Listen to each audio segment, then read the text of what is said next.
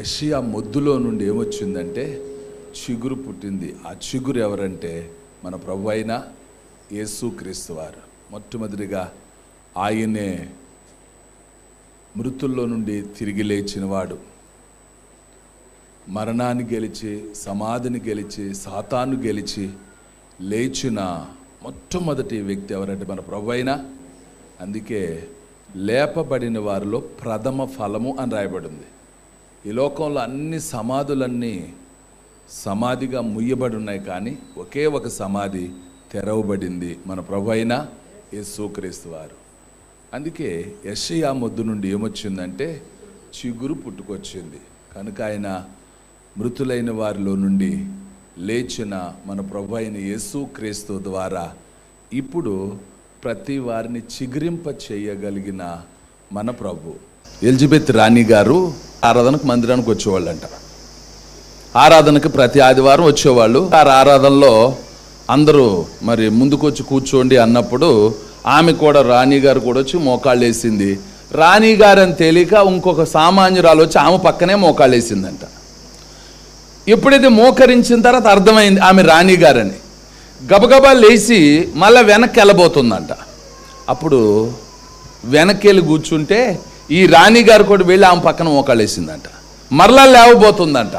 అప్పుడు చెప్పిందంట, చేయబడుకుని కూర్చోబెట్టి, కూర్చో తల్లి, సింహాసనం మీద ఉన్నప్పుడు నేను రాణినే, కానీ దేవుని మందిరంలో నీవు నేను సమానము అని చెప్పిందంట ఆమె. సరేండి, అంటే దేవుని మందిరానికి వచ్చాక దేవుని బిడ్డలు ఏమైపోవాలి?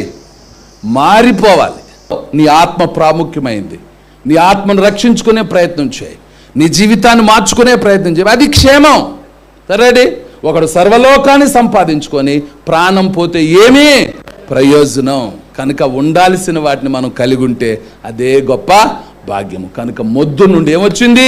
చిగురు పుట్టింది. కనుక యేసయ్య నీళ్లను మధురంగా మార్చి అందరి ఆ యొక్క దాహాన్ని తీర్చాడు. కానీ ఇక్కడ ఆత్మీయతను పోగొట్టుకున్న దేవుని బిడ్డలుగా ఉన్నావేమో పరీక్షించుకొని ప్రార్థన చేయటం ఎంతైనా క్షేమము. ప్రార్థన చేసుకుందాం.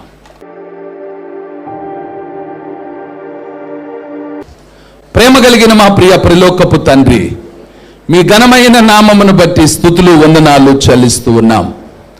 అహరోను కర్రలో నుండి మాకు నేర్పించిన 3 పాఠాలు.